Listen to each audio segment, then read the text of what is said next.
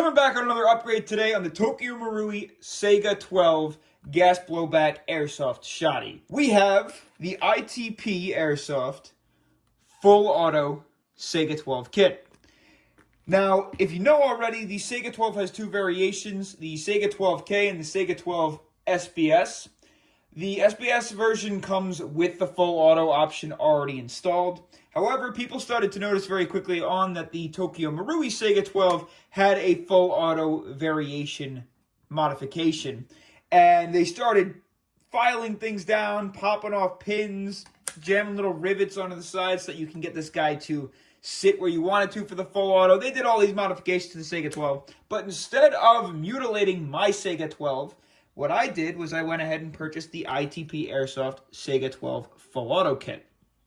This comes with a panel for the side of the Saiga-12 that'll tell you where your full auto selection spot is going to be, where you move your selector switch. And then a couple of the parts that we need, or modifications, that are steel, by the way, to put into the Saiga-12 hammer assembly that are going to allow us to fire in full auto without any modification. So we'll go ahead and bump this guy out of the package. There's a couple different videos out there that do talk about how to disassemble the Saiga-12, but I did not see any videos on these parts, so I'm definitely excited to get into it. Now, first things first, we're going to go through a basic takedown of this guy. We're going to take the mag out. I'm going to drop the selector switch, charge the bolt, pop the button, slide your dust cover off. It's very reminiscent of a AK takedown, if that makes sense. Now, moving forward for the rest of the tank down, this is where things start to get a little finicky. There's a lot of springs and moving parts in here that we have to be careful of. You're going to want to get yourself a punch kit. And be super careful with this. Let's pull out, this guy will do. Now you have to push out two pins. There should be both the hammer pin and the trigger pin. So we're going to push these guys out from right to left. They should come out pretty easily. There shouldn't be much force to them. Pull them out the rest of the way. It's one. And that's two. Next, what we're going to have to do is disengage the hammer. So we're going to pop off the auto sear right up here. Release that guy. And at the same time, pressing down on the hammer just a little bit and pulling the trigger to release the hammer system.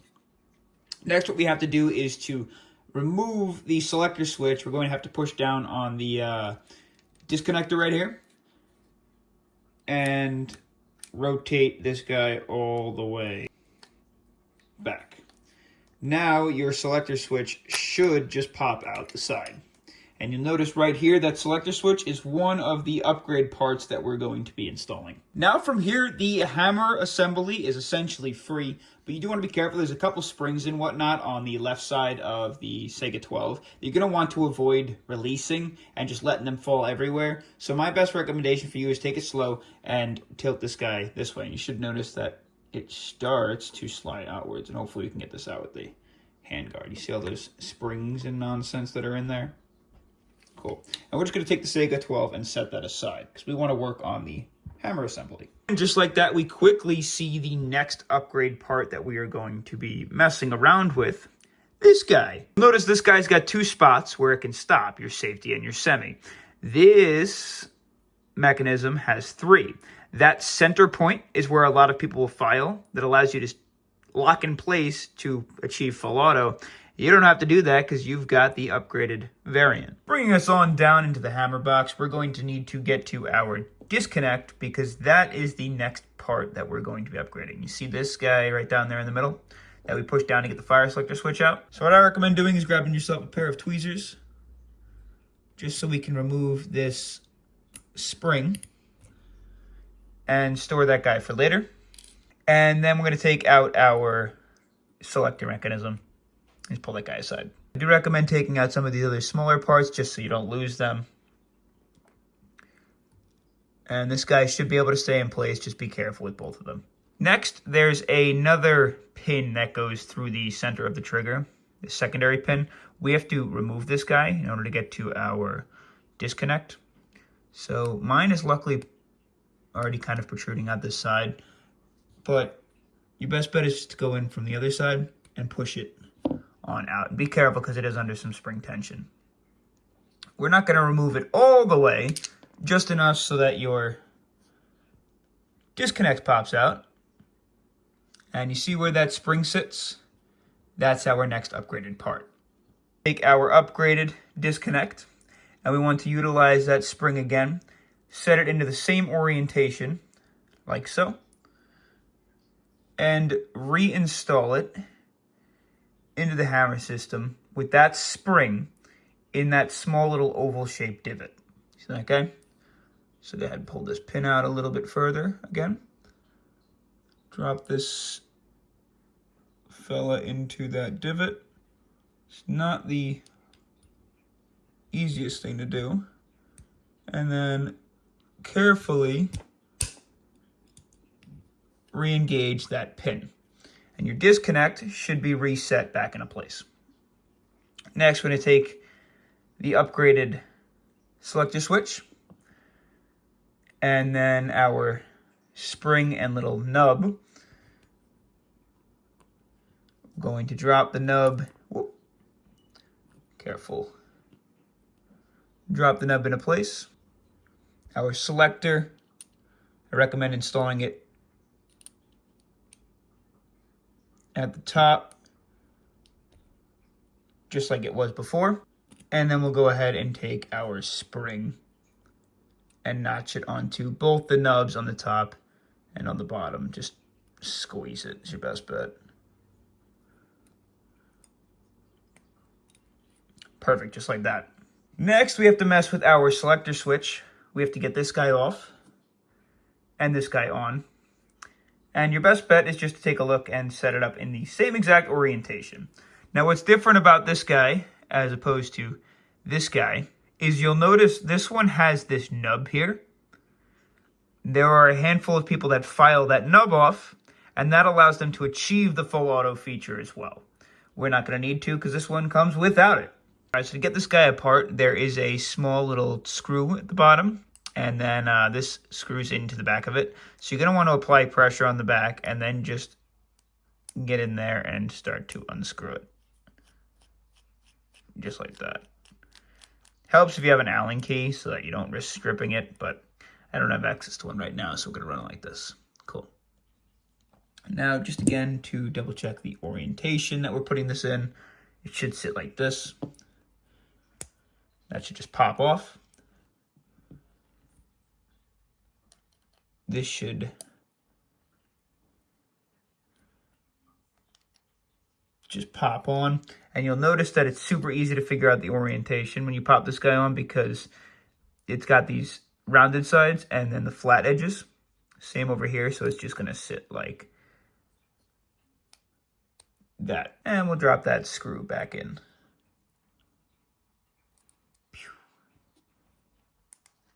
And begin tightening her down. So now that we've got this upgraded part installed, and both our disconnect and our selector upgrade installed, pull our Saiga back into the picture.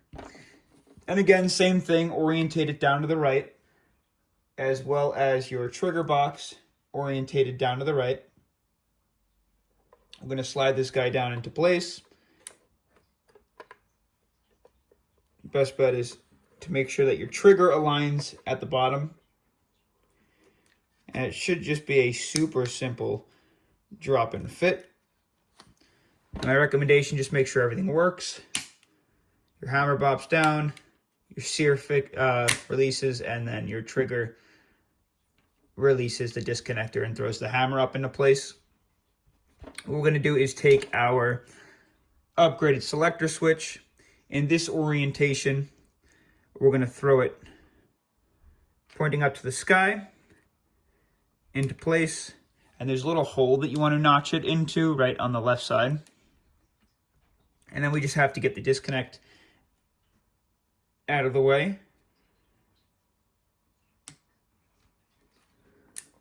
All right, so now that everything's all set up, your going to notice that that bar is now behind your disconnect.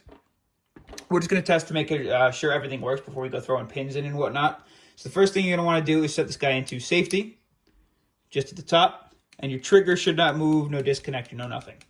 Okay? You're going to drop this guy all the way down where you would regularly into semi. Drop your hammer. Release your auto sear. Pull the trigger. And the hammer should fly upwards. Now, originally that was all we had. However, you'll listen. You hear that third click in the middle? It's right about between the safe and full auto. Boom. That's your full auto engaged. So you should still be able to drop your hammer, drop your selector, and pull the trigger. And you can. And there's another one that clicks all the way down. And then we're going to place both our pins back in from left to right. So to go one pin in, the other pin in. They're both the same size, so it doesn't really matter. Press those down. You should be able to just press them with your fingers.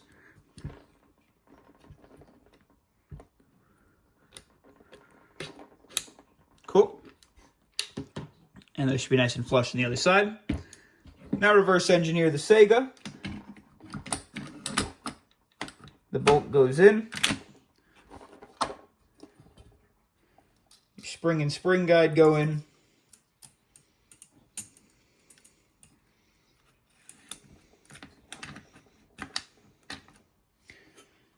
Dust cover goes on. Awesome. Next, what we're going to do is install the auto plate. What this does, it allows you to see where you need to place it, the fire selector, once you want to engage full auto. And it's going to sit right here. It's only one for one side. Just grab yourself a little star bit and start unscrewing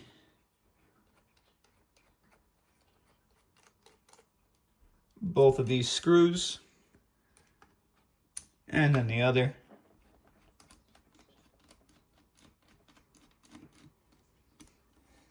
Go ahead and take that plate, place it right on over here, and it stays stable because of this rivet. And then just screw these guys back in. I totally have one of the screws connected to my screwdriver. Cool. And we'll grab the other one. What is going on?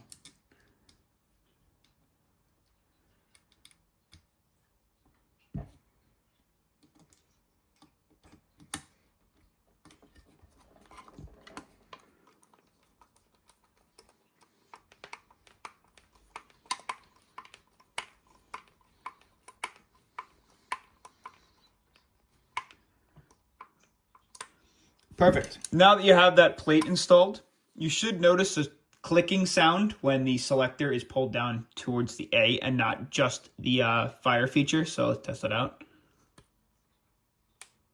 There it is. And a second click when you get to semi. Click when you get back. And click and save. Originally, that middle clicking wasn't even a thing, so that's awesome. That means it's working out well. I will say the fire selector switch is a little bit more stiff than it originally was, but I'm sure that will loosen up over time. Let's just make sure everything still functions. Safe means safe. Bolt doesn't pull back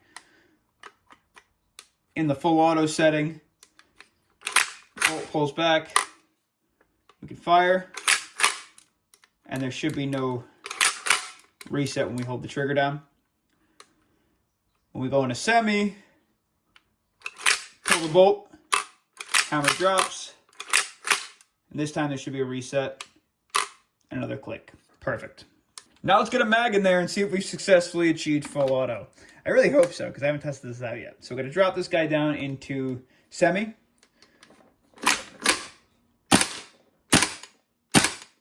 Works. And let's see if we get that full auto. Let's listen for the click. Okay, here we go. Oh, I'm so excited. Ah, it's full auto. Oh, I don't think I had full gas in the mag, but that's ridiculous. We now have a full auto Tokyo Marui Saiga-12. And we didn't even have to purchase the SBS version. I can only imagine with the extended mags or a drum mag, that thing is going to be insane. I don't know what the longevity behind that's going to be, just because it's designed in a way that allows it to work very successfully with one pull of the trigger and one round of feeding 3 BBs. It's a very complex system, the way that the nozzle perfectly loads all 3 BBs every time into 3 different chambers and hops all of them individually.